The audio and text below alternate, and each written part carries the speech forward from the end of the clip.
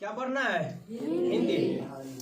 देखिए हिंदी में आज बहुत सुंदर पाठ है, समझ गए। पाठ का नाम है बहादुर। शीर्षक है क्या? बहादुर। लेखक कौन है? अमरकांत। तो बहादुर पाठ का एक बच्चा का कहानी है, एक छोट बच्चा का कहानी है जो नौकरी करता है और नौकर का काम करता है किसी के यहाँ जाके, तो उसी का कहानी है, समझ गए। तो ये जो लेखक महोदय इस पाठ में जो रहते हैं ना, तो वो थोड़ा धनिक मनिक है, ऑफिस में काम करते हैं, उसको वो नौकर रखना काफी जरूरत हो गया था। माने काम अगर किसी का बढ़ेगा तो नौकर तो रखबे करता है, तो उसी प्रकार उनके घर के काम थोड़ा ज्यादा हो गया था। किनको? लेखक महोदय। तो नौकर रखना जरूरी था। पर लिखा है कि सहसा मैं काफी गंभीर हो गया था, जैसा कि उस व्यक्ति को हो जाना चाहिए जिस पर एक भारी दायित्व आ गया हो। अब यहाँ पे आप समझिए, भारी दायित्व। मान लो हम कोई भी चीज के लिए बेचैन है, हमें मिल नहीं रहा है और अचानक पता चलता है कि वो सामान हमारे सामने है, तो उस समय हर एक व्यक्ति चौंक जाएगा। चौंक जाता है कि नहीं कोई भी? तो उसी प्रकार लेखक महोदय भी हुए। उनको नौकर की जरूरत था और नौकर मिल नहीं रहा था, और अचानक देखते हैं कि उनके सामने एक नौकर आया है। तो वही कह रहा है कि मैं गंभीर हो गया था। वह सामने खड़ा था और आंखों को बुरी तरह मलका रहा था। 12-13 वर्ष उम्र। बहुत सुंदर बात है। बहादुर का उम्र कितना वर्ष? ऑब्जेक्टिव में क्वेश्चन बनेगा। वह मतलब बहादुर। बहादुर के बारे में कह रहे हैं कि वह आंखों को बुरी तरह मलका रहा था। 12-13 वर्ष उम्र, चिकना चौखट शरीर, गोरा और चपटा मुंह। गोरा और चपटा मुंह है उसका। किसका? बहादुर का। और यह भी क्वेश्चन बनेगा कि बहादुर का मुंह कैसा है, तो गोल है कि चपटा है कि लंबा है, याद रखिएगा। शरीर कैसा है? चौखट है, गोरा है क्या? अच्छा, ये भी बनेगा। वह सफेद नेकर। ये भी पूछेगा कि उसकी बहादुर की नेकर किस रंग की थी? क्या था? सफेद। आधी बाह की सफेद कमीज और भूरे रंग की पुराने जूता। ये अक्सर पूछ देगा कि बहादुर की जूता का रंग कैसा था? तो कैसा रंग था? भूरा। उसके गले में स्काउटों की तरह एक रुमाल बंधा था।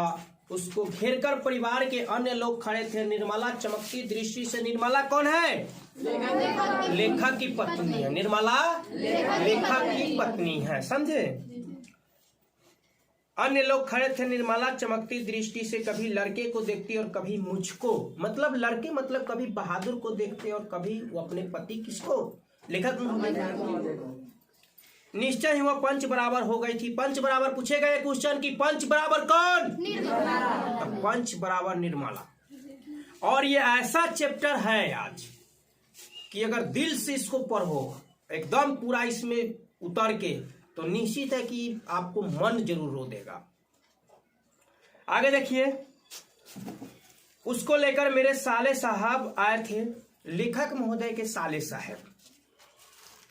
साहब आए थे। नौकर रखना कई कारणों से बहुत जरूरी हो गया था। मेरे भाई, सभी भाई और रिश्तेदार अच्छे ओहदे पर थे। ओहदे मतलब अच्छा खासा उसका कमाई होता था, अच्छे अच्छे पोस्ट पर थे, ओहदे पर थे, और उन सभी के यहाँ नौकर थे। और जो अच्छा खासा कमाएगा, बहुत धनिक रहेगा, तो उसके यहाँ नौकर तो रहबे करेगा ना। हर एक चीज के लिए, गाड़ी चलाने के लिए अलग रहता है, बागवानी में पानी देने के लिए अलग रहता है, सफाई सुथरा करने के लिए अलग रहता है, सब्जी लाने के लिए अलग। तो विभिन्न प्रकार का कार्य, विभिन्न प्रकार की नौकर की जरूरत होती है।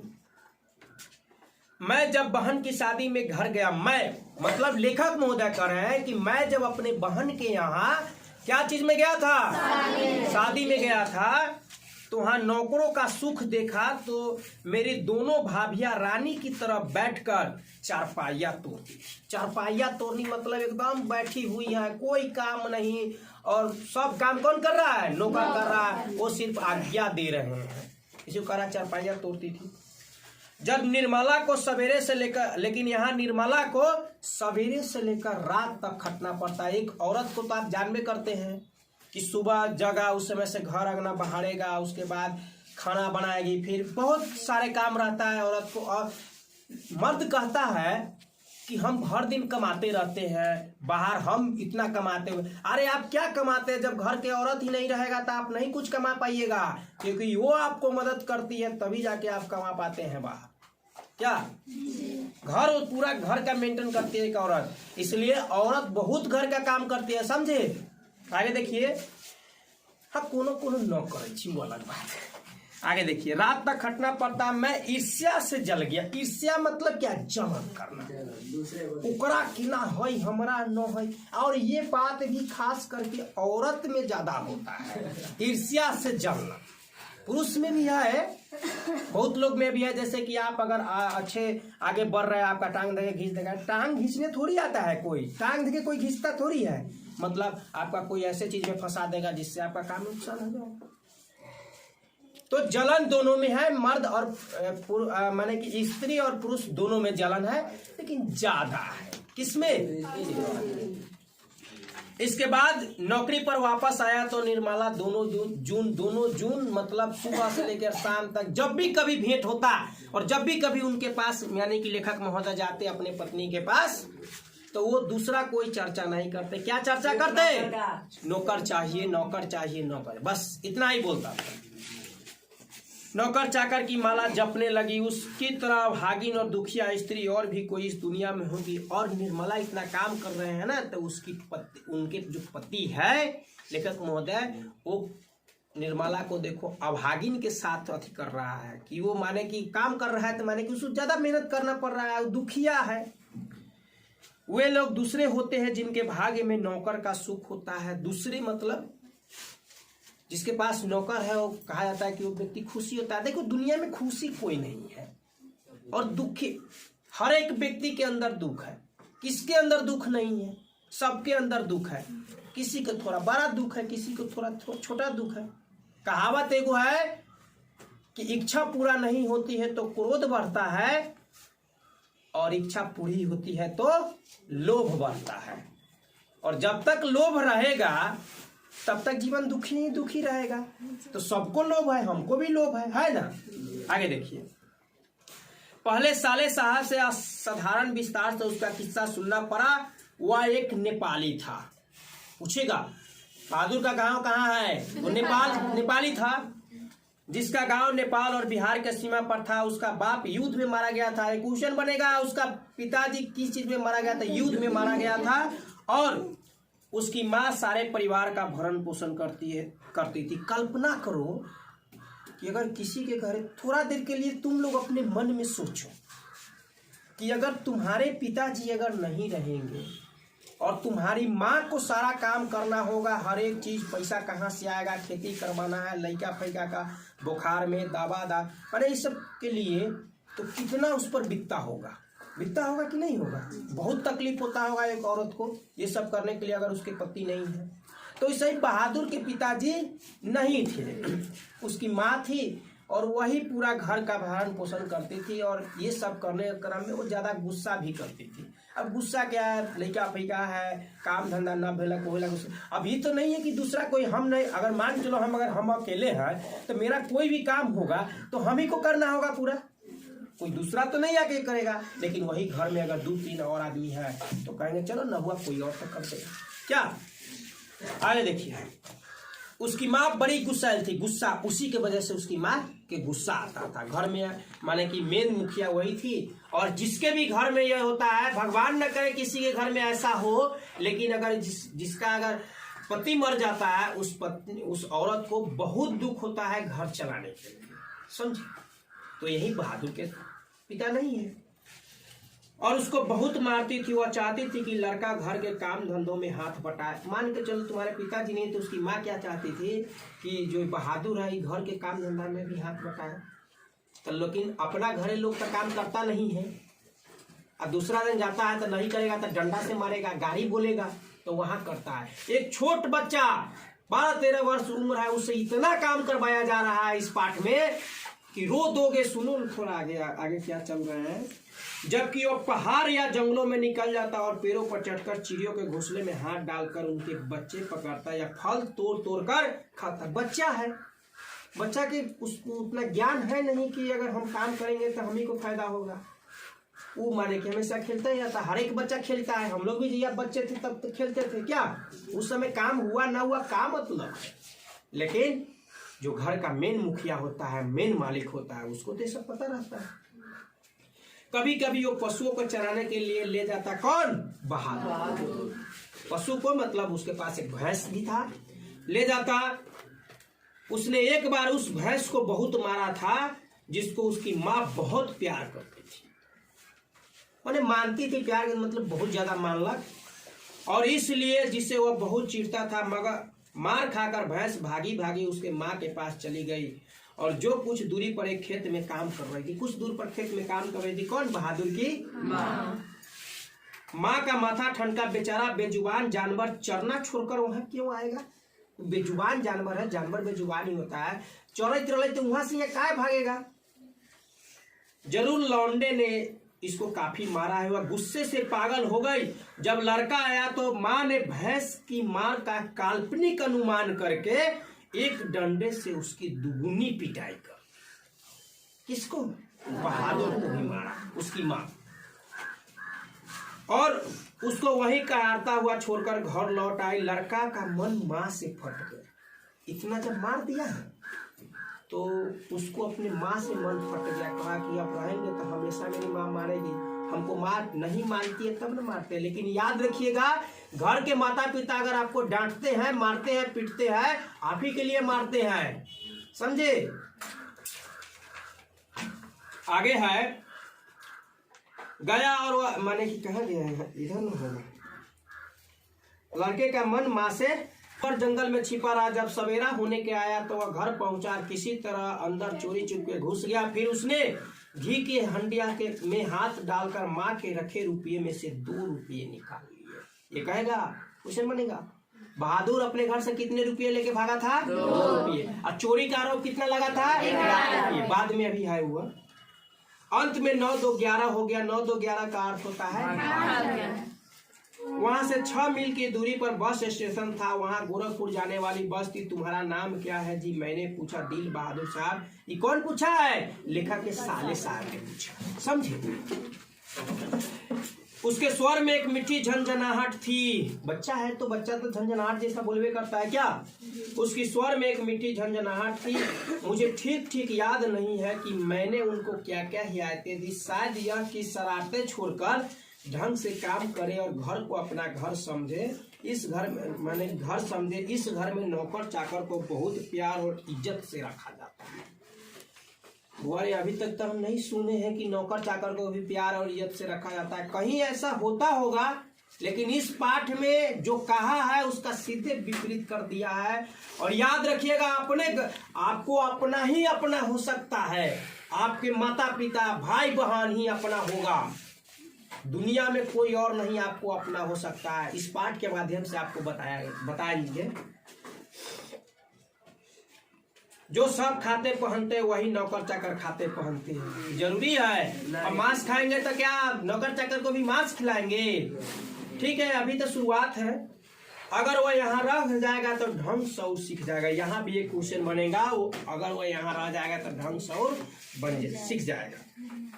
घर के और लड़कों की तरह पढ़ लिख जाएगा और उसकी जिंदगी सुधर जाएगी। भाई नौकर चाकर पढ़ता है, नौकर चाकर को कौन उसको तनख्वाह दे के उसको पढ़ाएगा? कोई शायद कोई ऐसा कर ले, लेकिन यहाँ पे कह रहा है कि उसको पढ़ाया भी जाएगा। आगे देखिए क्या है।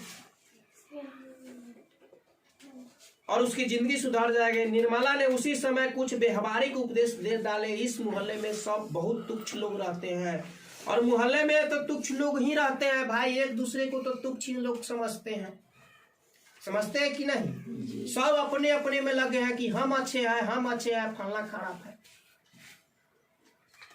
वह न किसी के यहाँ जाए और न किसी के यहाँ काम करे। निर्मला ने कहा। किसको? बहादुर को।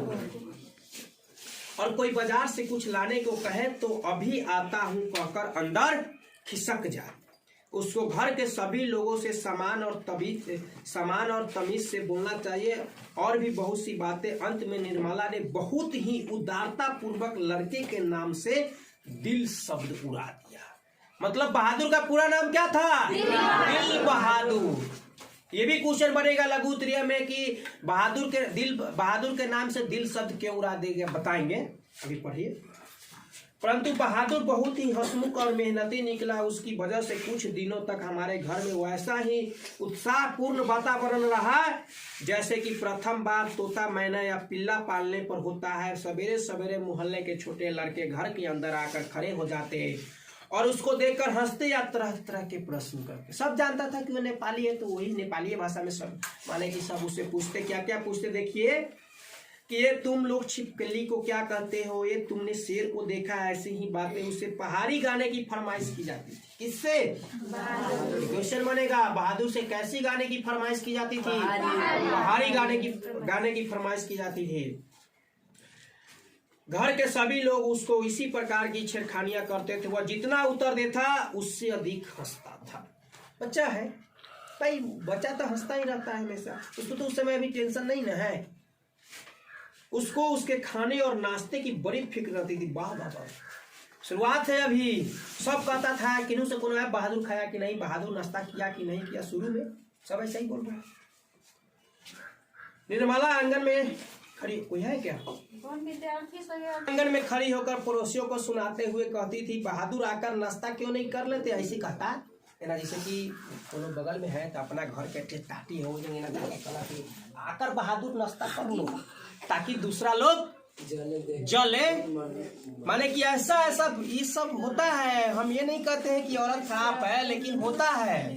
तो उसको दूसरे को जलाने के लिए कहता क्या कि बहादुर आकर नाश्ता क्यों नहीं कर लेते? मैं दूसरी औरतों की तरह नहीं हूं जो नौकर चाकर को जलाती भुनाती है। मैं तो नौकर चाकर को अपने बच्चे की तरह रखती हूँ। नौकर चाकर को क्या है? अपने बच्चे की तरह रखती हूँ। उन्होंने तो साफ कह दिया, उन्होंने कौन लिखा था? उनके पति। उन्होंने तो साफ कह दिया है कि 150 महीनमारी भले उस पर खर्च हो जाए, पर तकलीफ उसको जरा भी नहीं होनी चाहिए। एक नेकर कमीज तो उसी रोज ले आए और भी कपड़े बन रहे हैं। किसके लिए? बहादुर के लिए। नया नया है, अभी नौकर घर में आया है तो नया नया तो बनेगा ही क्या।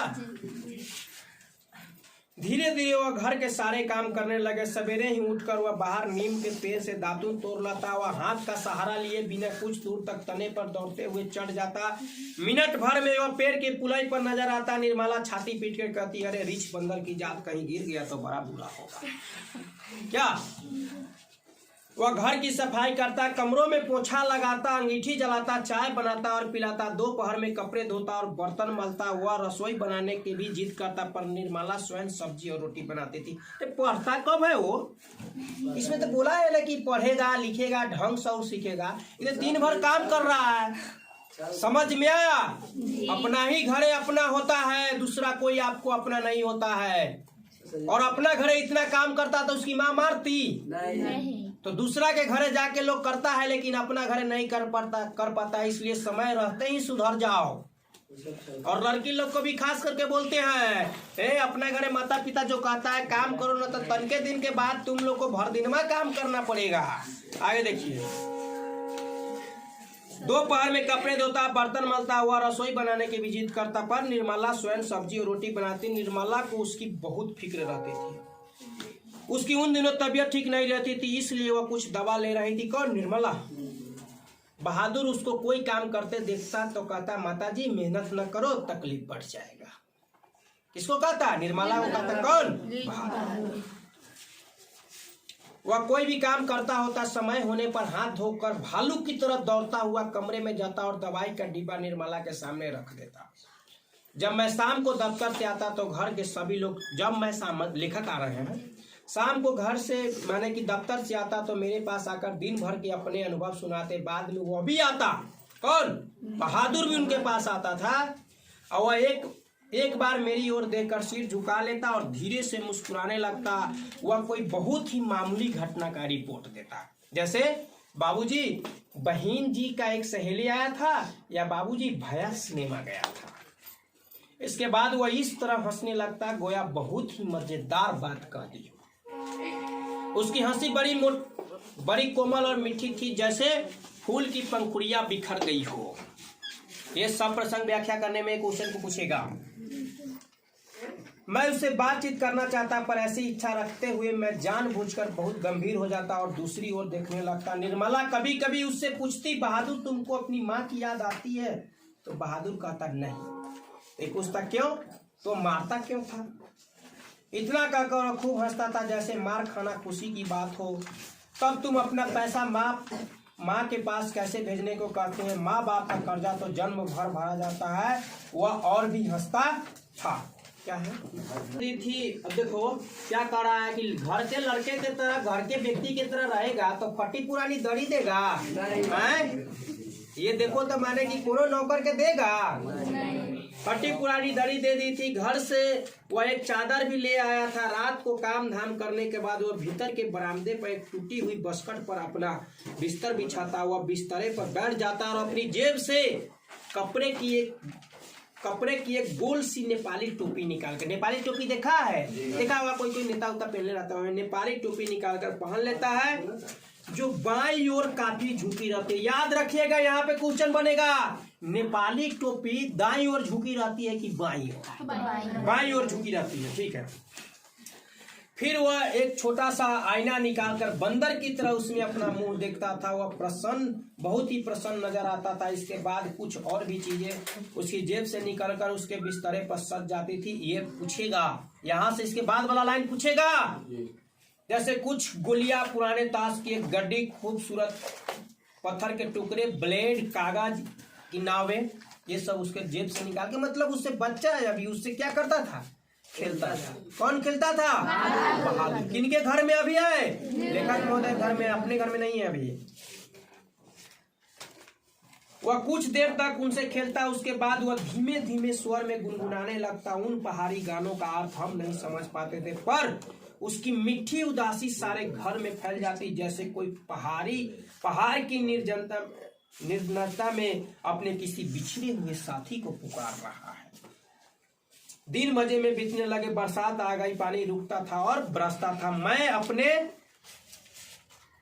को बहुत ऊंचा महसूस करने लगा था। कौन? लेखक महोदय। मतलब अब हम भी नौकर रख रहे हैं ना। नौकर रखना सबके पास की बात थोड़ी है। अब नौकर रखे हुए हैं तो ये तो अपने आप को बड़ा मानेंगे ही। अपने परिवार और संबंधियों के बड़प्पन तथा शान बान पर मुझे सदा गर्व रहा। अब मैं मोहल्ले के लोगों को पहले से भी तुच्छ समझने लगा। मैं किसी से सीधे मुंह बात भी नहीं करता था। काहे जाओ सीधे मुंह बात करे, नौकर हमारा घरे है, आए कम बात है। किसी को ठीक से देखता भी नहीं था। दूसरे के बच्चे को मामूली सी शरारत पर डांट डबर देता। कई बार पड़ोसियों को सुना चुका था कि जिसके पास कलेजा होता है वही आजकल नौकर चाकर रख सकता है। कलेजा क्या है भाई? पैसा है, नौकर रखो। घर के सामान की तरह रहता है। इतना काम करता है, सामान की तरह भी कह रहा है अभी भी। क्या सामान की तरह रहता है? जिसके पास कलेजा है वही आजकल नौकर रख सकता है। घर के सामान की तरह रहता है। निर्मला भी सारे मोहल्ले में शुभ सूचना दे आई थी कि आधी तनख्वाह तो नौकर पर ही खर्च हो रही है। इतना लंबा वही ने कह रहे हैं, फेंक रहा है लंबा लंबा, ठीक है, बोल रहा है। पर रुपया पैसा कमाया किस लिए जाता है? वो तो कई बार कह चुके थे कि तुम्हारे लिए दुनिया के किसी कोने से नौकर जरूर लाऊंगा। वही हुआ। निस्संदेह बहादुर की वजह से सबको खूब आराम मिल रहा था। घर खूब साफ और चिकना रहता था। कमरे चकाचक चमाचम सफेद। निर्मला की तबीयत भी काफी सुधर गई थी। किसके वजह से? एक बहादुर के वजह से। इतना काम ही बेहुदवा अपना घरे कर लेता है तो वहां मरना पड़ता इसको। अब कोई एक भी खर न टसकाता था। किसी को मामूली सी काम करना होता तो अब बहादुर को आवाज देता, बहादुर एक गिलास पानी, बहादुर पेंसिल नीचे गिरी है उठाना। इसी तरह की फरमाइश से बहादुर घर में फिरकी की तरह नाचता था। भर दिन केकरो कुछो लावे के जब बैठा है कोनो, बहादुर चीज लेके आ, बहादुर वहां ना जाना, बहादुर यहाँ जाओ। अरे बहादुर है, नाम भी उसका बहादुर ही है ना। फिरकी की तरह नाचता रहता। सभी रात में पहले ही सो जाते और सवेरे 8 बजे से पहले न उठते। मेरा बड़ा लड़का किशोर काफी, माने लेखक महोदय के बड़े लड़का का नाम क्या है? किशोर। ये भी क्वेश्चन बनेगा। काफी शान शौकत और रोब दाब से रहने का कायल था और उसने बहुत बहादुर को अपने कड़े अनुशासन में रखने की आवश्यकता भी महसूस कर ली थी। कौन? किशोर। फलतः उसने अपने सभी काम बहादुर को सौंप दिए। जैसे सवेरे उसके जूते में पॉलिश लगनी चाहिए, कॉलेज जाने के ठीक पहले साइकिल की सफाई जरूरी थी, रोज ही उसके कपड़ों की धुलाई और इस्त्री होनी चाहिए, और रात में सोते समय वह नित्य बहादुर से अपने शरीर की मालिश कराता और मुक्की भी लगवाता था। कौन? किशोर। किससे? बहादुर से। पर इतनी सारी फरमाइशों की पूर्ति में कभी कभी कोई गड़बड़ी भी हो जाती। जब ऐसा होता तो किशोर गर्जन तर्जन करने लगता, उसको बुरी बुरी गालियां देता और उस पर हाथ छोड़ देता था। पहले कहे थे कि घर के लड़का की तरह रहेगा, अब मारना पीटना भी प्रारंभ कर रहा है। तो पहला शुरुआत कौन किया है? किशोर ने मारने लगा। किसको? बहादुर को। मार खाकर बहादुर एक कोने में खड़ा हो जाता चुपचाप। देख बे, किशोर चेतावनी देता है। खिसियाए कहता, देख बे, किशोर चेतावनी देता है। होता है ना गांव घर में कोई कोई ऐसे ही कहता है, देख ले एना ना करिए तो मुंह आदमी मार के न कहे छे। तो ऐसे ये किशोर कहता है कि देख बे, किशोर चेतावनी देता है, मेरा काम सबसे पहले होना चाहिए। अगर एक काम भी छूटा तो मारते मारते हुलिया टाइट कर दूंगा। लड़का कहीं का नहीं है, न घर का न घाट का। ना घरे भी अपना पिटा ही रहा था, वहां भी अब पिटाएगा। बताओ, तुम्हारे अगर घर का कोई सदस्य भाई या बहन अगर ये बन जाए, नौकर कहीं जाए, समझो कि तुम्हारे घर के कोई भाई बहन को कोई इतना मार पीट रहा है, तो तुम कैसा लगेगा? साला काम चोर क्या करता है? तू बैठा बैठा खाता है। अब देखो दिन भर काम कर रहा है तो ये कह रहा है कि तुम काम चोर है। क्या करता है? बैठा बैठा खाता है। रोज ही कोई न कोई ऐसी बात होने लगी जिसकी रिपोर्ट पत्नी मुझे देती थी। मैंने किशोर को मना किया पर वो नहीं माना, तो मैंने यह सोचकर छोड़ दिया कि थोड़ा बहुत तो यह चलता ही रहता है, फिर एक हाथ से ताली कहाँ बजती। बहादुर भी बदमाशी करता होगा। पर एक दिन जब मैं दफ्तर से आया तो मैंने किशोर को एक डंडे से बहादुर की पिटाई करते हुए देखा।